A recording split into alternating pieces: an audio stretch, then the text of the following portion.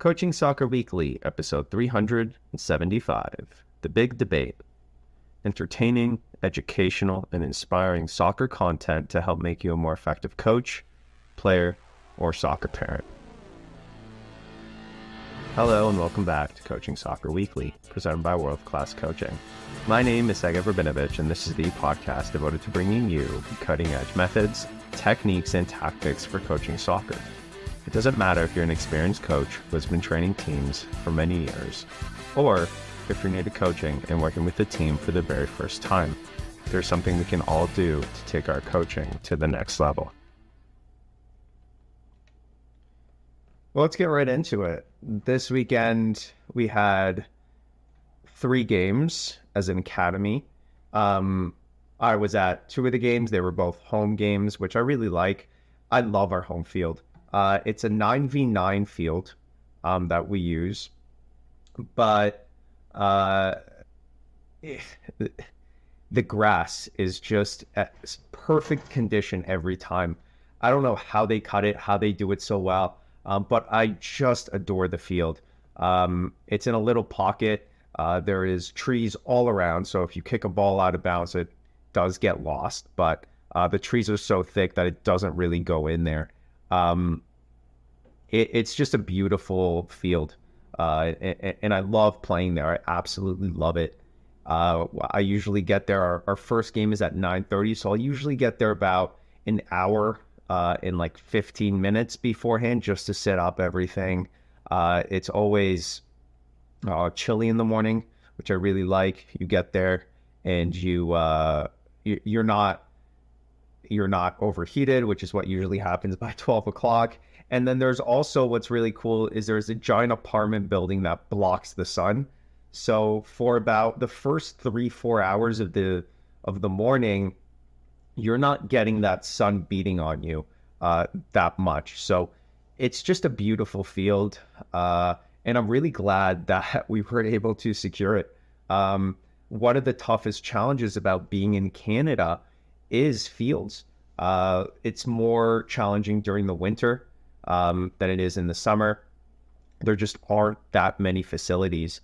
And really, if you can get a facility for your club or academy, you're in really good shape. Now, the problem with that and why everyone doesn't do that is because prices here are just off the charts. It's one of the most expensive cities in Canada. And it's just insane to live here. $2 million houses. You can't really buy a house anywhere under $1 million. You can get apartments and condos and things like that, but a house, very, very difficult. Not a townhouse. I'm talking about just your own property that's yours and with a backyard and that kind of, traditional American dream kind of a lifestyle. But, I love it here. I've lived in other places around the world, and Canada is just my favorite despite the cold weather. And despite what happened this week, which is that there are forest fires all across Canada and the air quality was so poor. And I know that kind of came down to the US as well. But I had to cancel practice on a Wednesday because of what was going on. So it's interesting what's going on in the world right now. This is just the beginning of fire season 2, so see what happens. But yeah. Our first game we played our 2013s. We played a tier 1. In the tier 1 league. We don't have that many tier 1 games. What's really great about this season is you can put your team in and have as many games as you want. So you can choose to play every weekend. You can choose to play 1 weekend, 2 weekends. It's really up to you. So what we've done is we've separated the teams. So we have some players that play tier 1, tier 2, and then we have just our tier 1 team as well. So our tier 1 team, I think, has 4 games this summer. We've played 2 of them. I want to say, 2 of them. and we have 2 more throughout the summer. And then most of the games are actually going to be tier 2. That's going to be most of the tier 2 games are going to be in the middle of the season, and most of the tier 1 games are in the beginning of the season and at the end of the season. And the reason that is because during the middle, that's usually June, July, mostly July and August. That's when players go away, right? So I just did it that way to make sure that, we're not going into tier 1 with tier 2 players, right? That's not what we want. So what we did this weekend was actually brought a 2014 to play up with our tier 1 2013 team. And he did so well. Absolutely incredible kid. Just the nicest kid. And really played well. He's also pretty big for his age. So he was one of the smaller ones in the 2013 game and completely didn't affect him. Now, we struggled. We really struggled. We're still working on losing your defender. And I think that's going to be, once the players understand that, that's going to be a game changer. And that's really when we're going to start to be able to have a lot of success in tier 1. Our 2 defenders have been doing really well, switching the ball from side to side, trying to build out of the back. But if your winger, if your center mid aren't open and you're playing a 2-3-1, you can't go anywhere, right? And that's where we struggled. That was part 1 of our struggles. Part 2 was 1v1 defending. It really doesn't matter how much tactics we do, how many rondos we do. It doesn't matter. Everything still really goes back to 1v1. When we're not performing, that's the core issue. Usually defending, usually not doing our 1v1 moves and not battling hard enough, right? Those are really the things that, for me, are at the core of what players need to learn. And that's why, any new player that comes into our academy, they don't even do tactics for the first 4 or 5 months. It's every single session, just 1v1. So for me, that's something that we always have to go back to, right? The ability to just 1v1. And that's really what they're going to be focusing on this week. We only have 2 practices. Our Friday practice was canceled, which actually kind of worked out because we have our first tournament that is away. We are going to a place called Peterborough, and that is, I think, about 2 hours away from where we are, where I am at least. And I'm going to be staying overnight. So this is going to be my first ever Gladiator overnight trip, and I'm super excited for it. It's going to be our U13 team, which is made up of 2010s and some 2011s as well. And yeah, so super excited for that. Let's talk about our second game. Our second game was our 2011 team. And again, we brought up We brought up 4 2012s to the game. We also had a new 2011 defender, and he played really well. He came late. He had a math class beforehand, which is fine. It's so frustrating for me when coaches aren't flexible with that kind of stuff. It's math, it's not like the kid is, I can't even say that, like even going to birthday parties, they're kids. That's what they should be doing at this age. I've had kids miss games because of birthday parties, going camping. These kids need to have a childhood at the end of the day, right? And coaches that force them and say, no, you have to choose. If you're not coming to this game, well, you're going to be benched the next one, or don't bother showing. Like, no, just let them be kids. So for me, it's okay. He came late. As long as the parents communicate that stuff with me, and I knew that going in, that he may not come, this, that. He came, when he was like, oh, my dad said, because it was his first game, he's like, that I can just come and watch. I said, no, you get in there, let's get you in, let's get you playing, like, let's get you a part of this team. And today, and this weekend was probably the first weekend we've had since the winter where we were able to put almost a full team of 2011s on the field. We're still 1 short. We have 8 2011s. So Uh, yeah, but the 2011s that we have are really great. We're in tier two. I would say majority of them, not majority, but half of them are tier one quality. Uh, but yeah, we played a team that was at the lower end of tier two, and I would say we're at the higher end of tier two, and we dominated that game. It just wasn't even a competition within the first 30 seconds. You know, we scored and so on, and that was really the game.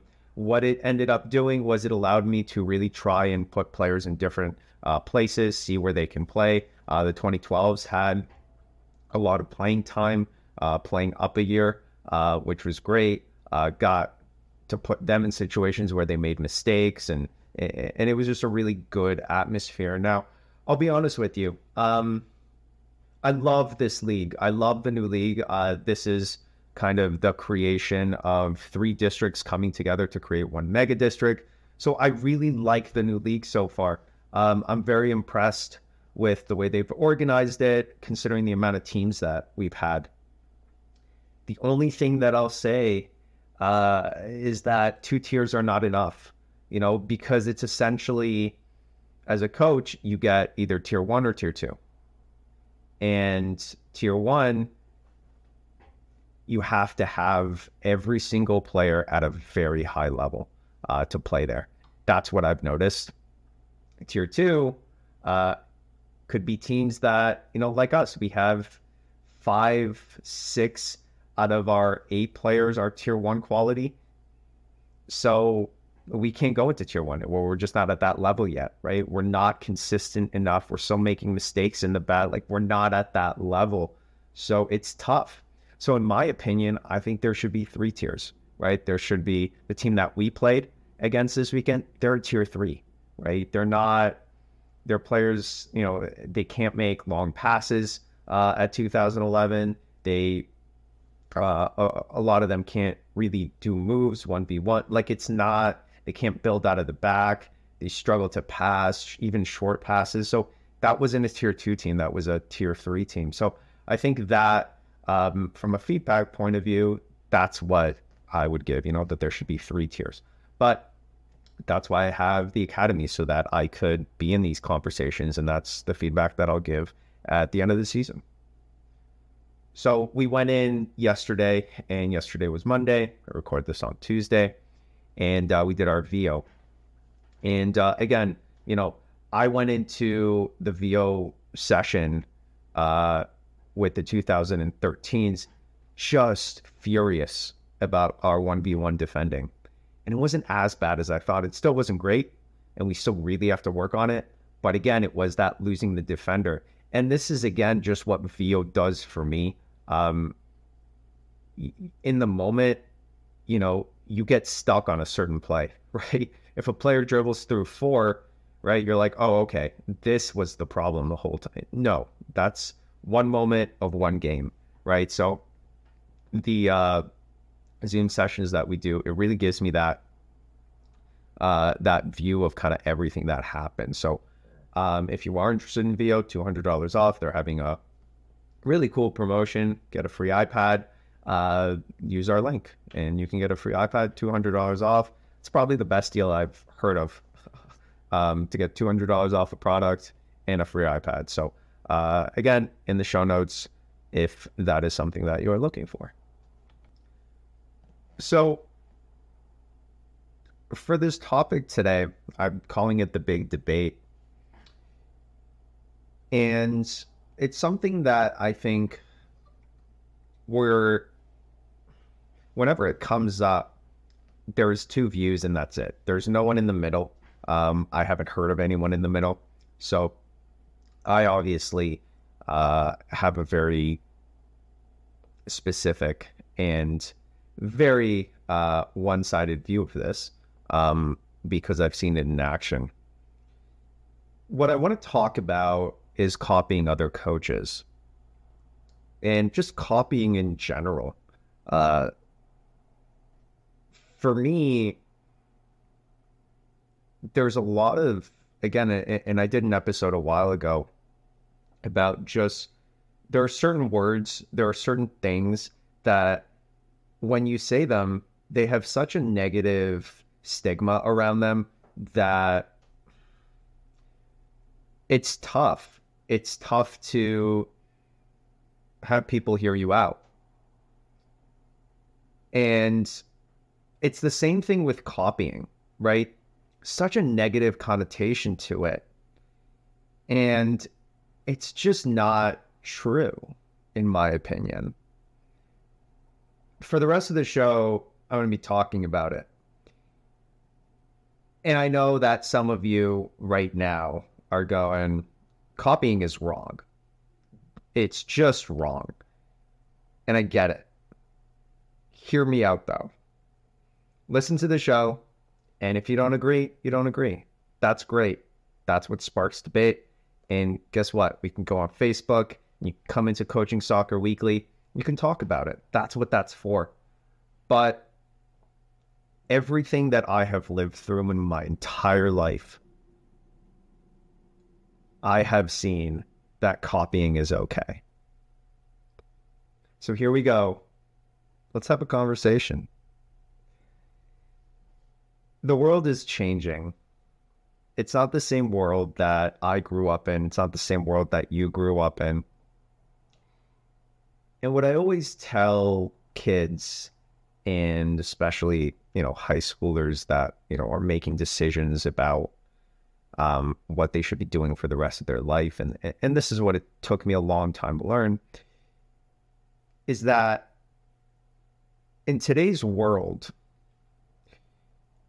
you don't have to just work to make money, right? That was kind of the old view of, you could be a lawyer, a doctor, an accountant, and you would make a great living and all that. That's not your limit anymore. All you have to do is find your people, and that's it. And when I was growing up, I'll give you a perfect example. I went to a private school, a very small private school, when I was in high school, and soccer wasn't a big thing. It just wasn't. I was crazy soccer kid, want to be a professional soccer player, played on this team, that team, and, wore soccer jerseys to school. Like, I was that guy. But there wasn't a lot of other people. There were some, but there wasn't a lot of people that were passionate about it. And if you fast forward and you take, through your high school career, so you start in grade 9. So that's 4 different grades, right? So you have grade 9, grade 10, 11, and 12. You graduate, right? And then you get one new class. So you're in grade 10, there's a new 9, right? So through there, you're essentially interacting with about 7 new grades, right? So as you get older, there's a new grade that comes in. So let's say 7 grades total. And within each grade, let's say about 100 people. So that's about 700 people. And in 10 years, those people, 28, 29, that's about where I am now. I'm 32.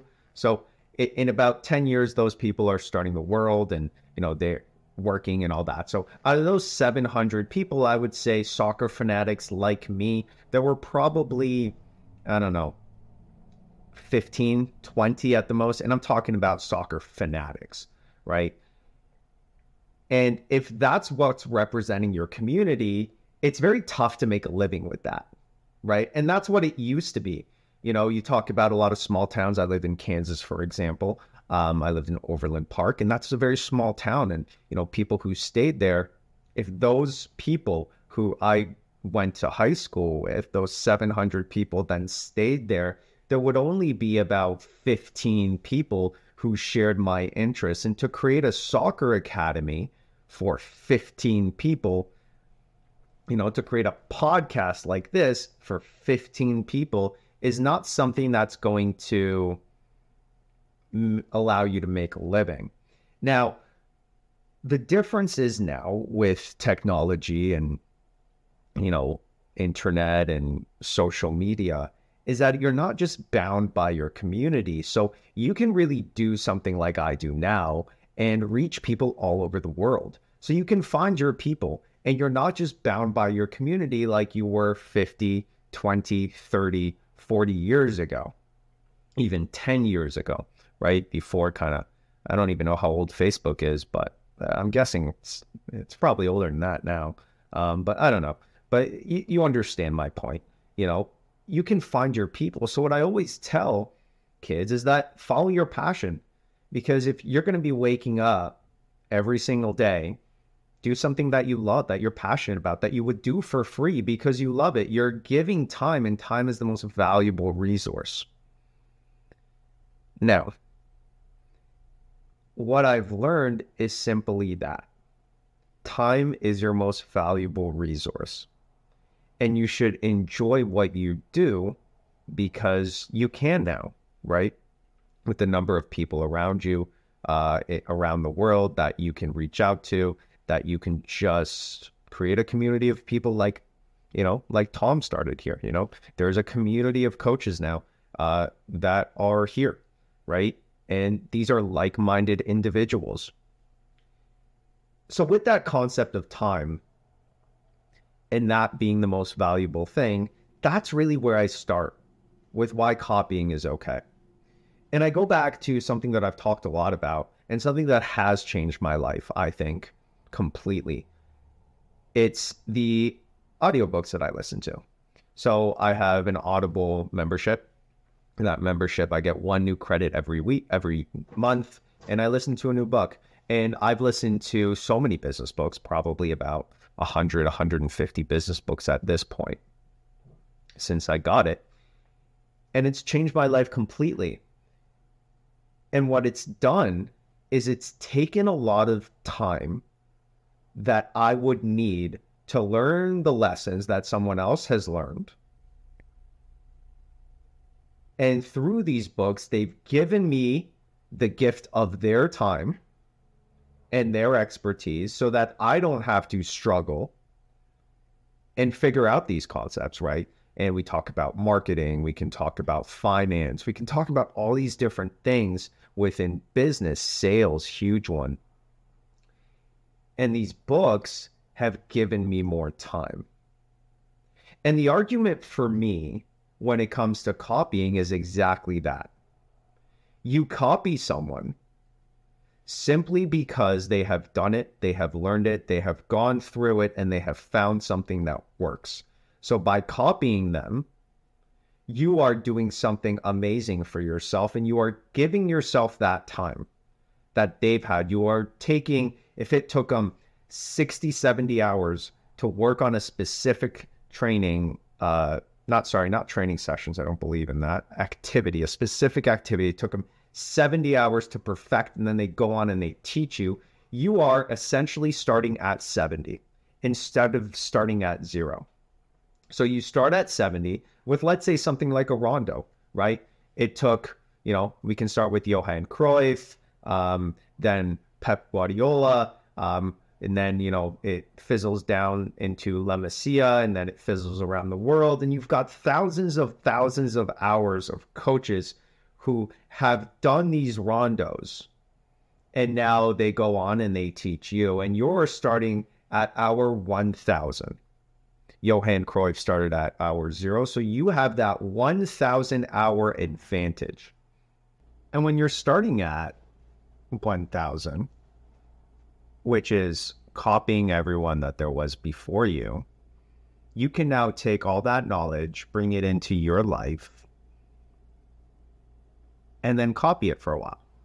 Copy it, become really good at it, understand it, do more research into it. And what you'll start to see is that within, I mean, depending on the discipline, but I would say with coaching, after the first 100 hours of doing something, of doing a specific session, right, activity, you'll start to see something and you'll go, well, okay, interesting. I'm going to change this a little bit. And that change is going to spark something new.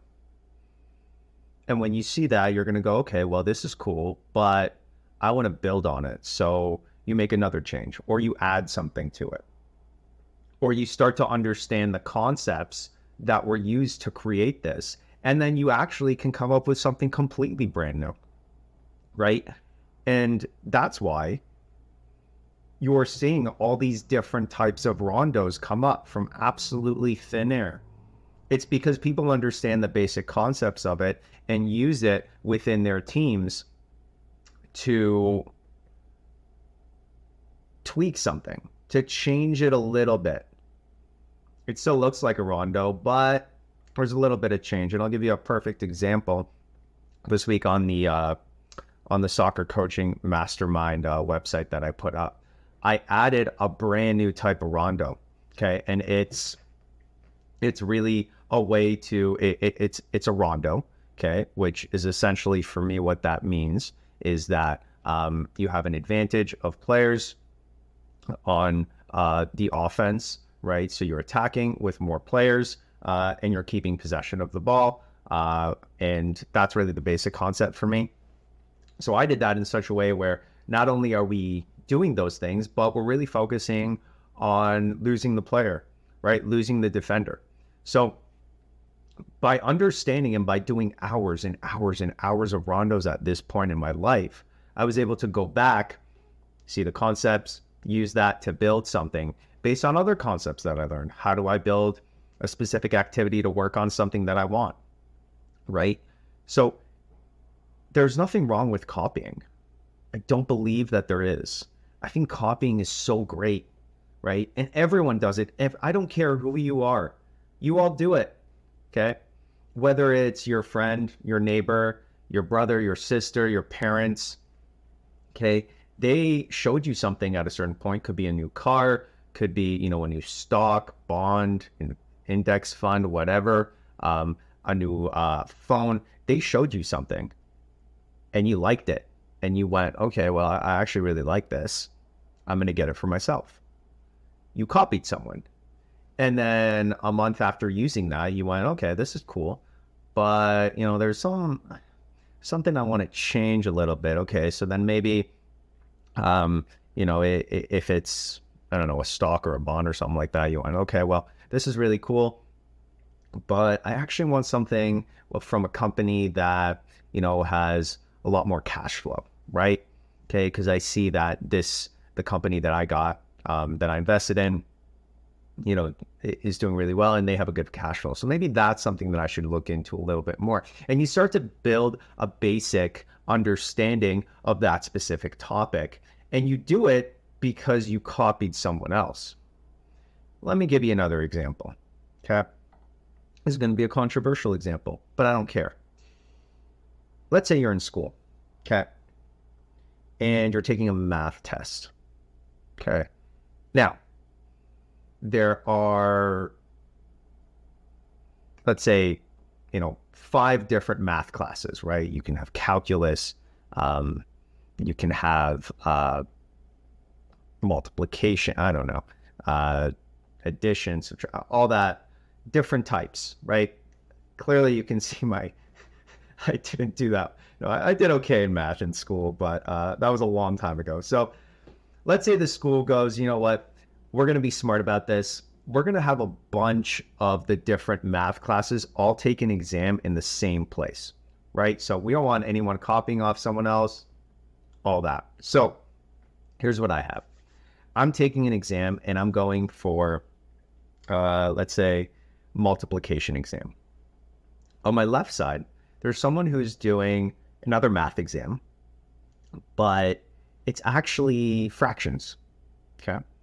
So that's on my left.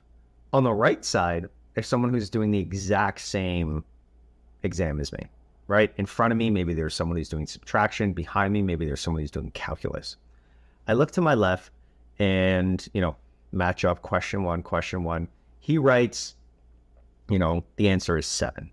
Right? And then I write down the answer is 7. I look to my right, right? And I go question 2. Okay, this is cool. Number 2 is 5. So I go, oh, number 2 is 5. Okay. And I keep doing that back and forth and back and forth and back and forth.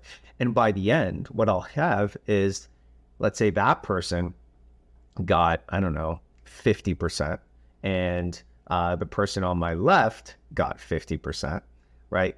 For me, because I copied both of them and only one of them is right, and he got half the answers right, okay? Let's say I ended up getting 30%, right? Because maybe I didn't get, I got most of what he got right out of that 50, not half, because we alternated. Anyway, what ended up happening was I used someone who didn't have anything close to what I was doing. It was just math. That's what I thought of. I saw math on his test. I saw math on the other guy's test. I was like, oh, super simple. Okay, this is great. So copied both, but the only person that you should have been copying was the one on the right, because they had the exact same exam as you. That's the problem that I see with people copying, right? They go soccer drills, and then they just, whatever they see, great, let's copy that. No. When you're copying someone, the basic thing is that you have to first figure out what your goal is. And again, they talk about this in a lot of the business goals books. They talk about the first thing that you must do, must do, is first figure out what is your goal and then start breaking it down. So if, for example, I want my team to play in a 4-3-3, right? I'm not going to go into a team that plays, we could even talk about City right now. They don't play a 4-3-3 anymore. They play a 3-4-3. I'm not going to go to City and watch their games and be like, I'm going to do exactly that. I'm going to do exactly what they're training. I'm going to do everything just like that. No, it doesn't work. And it doesn't work because you're doing something different, right? But what you can do is go back, figure out, okay, this is where I want my players to be. Or maybe you start to do research on 4-3-3 yourself, and then you start to copy others who are trying to do exactly what you're trying to do. And that's what I did with my academy. I'll be completely honest with you, right? I talk about this all the time, and I give credit where credit is due. 1v1s, I didn't come up with that. The rondos, I didn't come up with that either, right? But what I did was when I started the academy, I wanted to create individual brilliant players who were great on the ball. They were physical, they were strong, and they were tactically aware of what was going on. And I wanted a high level of those things. So because of that, I found people who coach and who were great at teaching 1v1s, people who were great at teaching tactical understanding of the game. And I used their stuff, copied it for myself, because they were already at hour 100, 500, 700 of doing these things. So I started at hour 700, and then I tweaked it. I changed it. The 1v1s that I do are not the same 1v1s that I did growing up, okay, with Andy, which I talk about. It has the basic concepts of it. It has all the same beginning, and the environment is very similar, but it's not the same. The rondos that I got from the 343 podcast, okay, I think it's 343 or 434, something like that. What they do, their concepts of rondos, those are the ones that are ingrained in me, but none of the rondos that I do look like theirs. Not even close to what they talk about now. Completely different. But it was because I started at the same amount of hours, right? Hour 1,000, that I was able to, for the first 100 hours, do it myself, figure out how I wanted to change it. And then at hour 1,100, which was just hour 100 for me, I kind of put a fork in the road and started to kind of create my own branch of what I was taught. I think copying has such a negative connotation, but there's nothing wrong with it. There's nothing wrong with it. We can talk about school, and I think this is really where the debate comes in of, should you be looking at other people's tests? Now, I know the teachers are going to freak. I get it. But What's the problem with copying off someone else's paper? The basic answer is, well, you're not learning anything. Okay. But everything can be looked up on Google now. So that's not it. That's not the problem with copying off someone. It has nothing to do with that. It has nothing to do with you're not learning that specific information. For me, the problem with copying is that you didn't go through the process of getting that information. And the process of getting information doesn't matter what it is. That's the valuable part. The information doesn't matter. It doesn't matter that you know the history of the, no, that's not what matters in that situation. Everything can be looked up. But finding that information is one of the most important skills that you have in life. I'll tell you a quick story. I did my undergraduate at the University of Western Ontario, ended up graduating with a dual degree, a major in religious studies and a minor in business. I'm not religious or anything like that, but the thing that I learned most and the skill that I learned the most in university while doing that degree was how to do research. And that skill alone has paid in dividends so much, because now when I want to find something, I know I have the skills to do it. The actual copying of someone else's stuff, that's not important to me. I don't care. If you look over and you get, no, that's not a big deal to me. What's a big deal is that you've missed the opportunity to go through that learning process and continue to repeat it over and over and over again. How do I get that information? How do I do this? Okay. Do I have to just type it into Google? Probably not. If you just type something into Google, you're not going to get the best thing. You're going to get the same thing that everyone else gets. That is not what you're after. You are not after the common information. You are after the best information.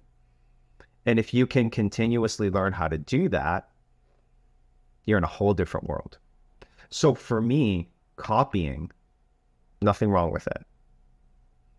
It's who you copy that is the issue. And if you are copying the wrong person in your life, personal life, work life, coaching life, then you're in trouble. People who end up going down the wrong path, that's why. They're copying the wrong people, right? They're copying someone takes them under their wing, they teach them this, that, how to do this, how to do that, all these bad things.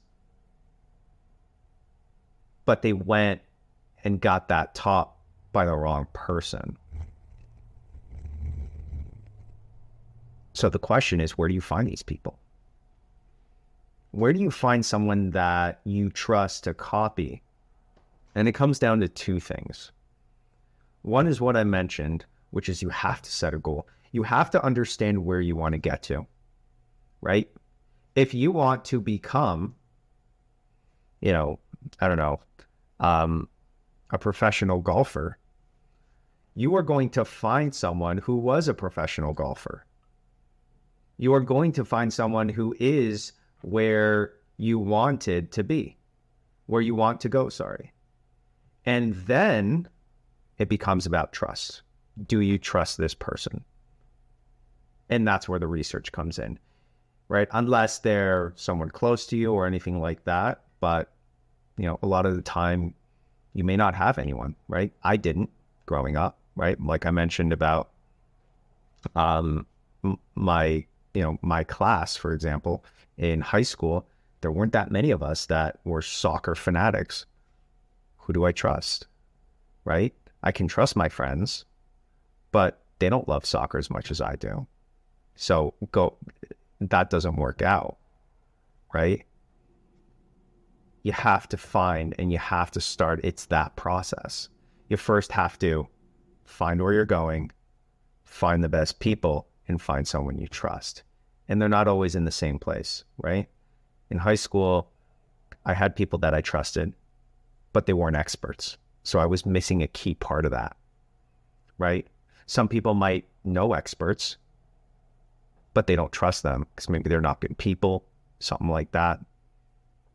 And that's where what I was talking about earlier, finding that, the information, doing the searches, knowing how to research top quality, find the best. Find someone who shares your values. And as long as you do that, copying is okay. Nothing wrong with it, in my opinion. Well, thanks for listening to another episode of Coaching Soccer Weekly. I have to start off by saying I am so overwhelmed, so humbled, and I want to thank you so much. Between the Facebook group, Coaching Soccer Weekly, we have over 600 members there. Those that have already registered for my website that I created, soccercoachingmastermind.com. Thank you so much. That really means a lot to me. I uploaded a bunch of videos. There's only, I think, one for the basic, the free plan. For the premium, I have 5v5, 7v7, 9v9, 11v11, where I just go into and talk about all the different formations, how to break them down, all that. I also talk about rondos. I've done a couple of deceptive dribbling moves, teaching a 5-year-old how to do a Maradona. I uploaded some more rondo stuff this week, and I'm going to continue to upload it.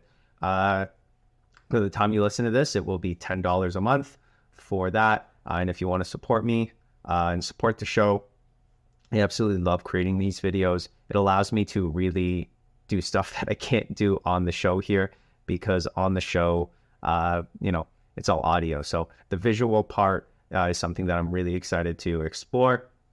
And it's only about, a Starbucks coffee now, $10 a month. And it's Canadian, I think, too. I'm not sure. It should be Canadian. So it might be even cheaper where you are as well. Well, thanks for listening to another episode of Coaching Soccer Weekly. But I do have a question. Do you want to learn all my secrets? If you do, then I have a website for that now. There are certain things that I don't share on the podcast. One of the things that I added this week to the new website is resources. There are certain resources that I find all the time, and a lot of them are on YouTube and other coaches and stuff like that. So on my website, that's where I share that. I share that under resources. I also share 5v5, 7v7, 9v9, 11v11, all the tactics there. I've also done a lot of deceptive dribbling moves and rondos. So everything that you need is in a library. It is just for premium members. And if you're looking for that stuff and you're looking to get a hold of my secrets, then it is at soccercoachingmastermind.com. It is not going to work if you Google it. You will go to another website. This website is new. I've been working on it for a very long time, and it is pretty much just for the listeners at this point. I don't know what I want to do with it, but I know that I wanted to give you guys more resources and put more time into the show and more time into you guys. So because of that, I'm not charging a lot. It's not that kind of thing. It's only $10 a month, which is, I think, absolutely not. I mean, if you compare it to some of the other websites charging $40, $50, some of them $150, like it's not bad. Just $10. It's coffee. It's like having a coffee with me. Even though I don't drink coffee, I drink tea. But if that's something that you're looking for and you just want resources, maybe you don't have the time, right? You have a full-time job and you don't have the time to go find these people on the internet that have all these YouTube videos and stuff like that. It's all on a list for you now. And it just goes through all the tactics. Right now, I added a 3-5-2 with the 11v11. I'm going to continue to add more formations within the 11v11. There's also the 4-3-3, the 11v11, the 5v5, 7v7, and the 9v9. Those series are completely done. So if you want tactics in those levels, it's all there for you. Rondos are there. I've started doing deceptive dribbling moves. We've gone up to how to teach a 5-year-old how to do a Maradona turn, right? Step by step. And we're going to keep going and get more deceptive dribbling. And this website, I'm going to continue to add to it. It's not something that I'm stopping. Every month, I'm going to be adding more and more and more content to it. Now, there isn't any real content on the basic plan. It's pretty much all on the premium plan. So premium plan is just $10. And yeah, hopefully I will see you there. For those that have already registered, thank you so much for supporting me. It really means a lot to me, and your support really means a lot to me. And guess what? On the Coaching Soccer Weekly Facebook group, we have over 600 members. That's 600 coaches. That resource completely free to you guys to make connections with people around the world. So I'm really trying to help this community grow and really give you as much as I can and as much as I can offer. Now, what's great about this website is that if you want to cancel, you can cancel at any time.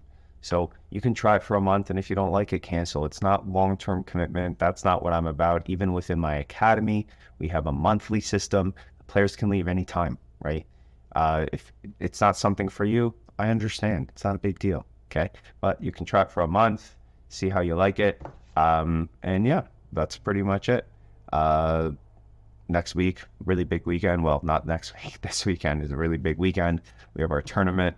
I don't know how we'll do. I tried doing a lot of the 4-3-3, but we're actually playing more of a 4-1-4-1 because I really want my midfielder, my wide players to act as midfielders for most of the game, especially when we lose that ball. That gap between the fullbacks and the wide midfielders has to just be smaller so we don't get exposed. We're playing in tier 2, so most of those teams are going to be kicking that ball long, so we can't have them play over our heads. We just can't do that anymore. So we'll see how we adjust. We see how we'll play, and then I will obviously be back here and I will tell you all about the tournament. I'm excited to go away, excited to be in the hotel. There's a pool there, and it's supposed to be sunny, fingers crossed. So we've had some crazy weather here in Ontario, as I mentioned. So overall, 2 hours of driving. I'm excited. Books, music, road trip. Let's go. Let's make it happen. So yeah, I'll be here and I'll talk to you next week. So until then, enjoy the journey, enjoy the moments, but most importantly, enjoy the game. Coaching Soccer Week is a production of World Class Coaching. All rights reserved. Hey, thanks for watching all the way to the end. And you can check out more of our videos right here. And if you haven't done so already, I would really appreciate it if you'd hit the like button and the subscribe button.